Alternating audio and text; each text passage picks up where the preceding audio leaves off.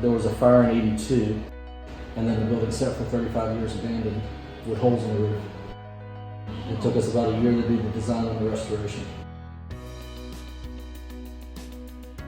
This building was one of the contributing structures to get that designation.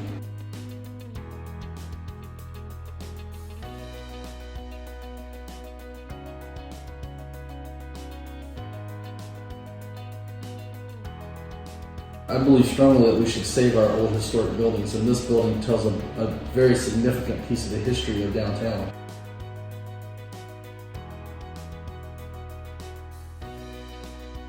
But it was a beautiful building. I identified it when I first moved here 10 years ago, a building that I would love to be part of in the renovation.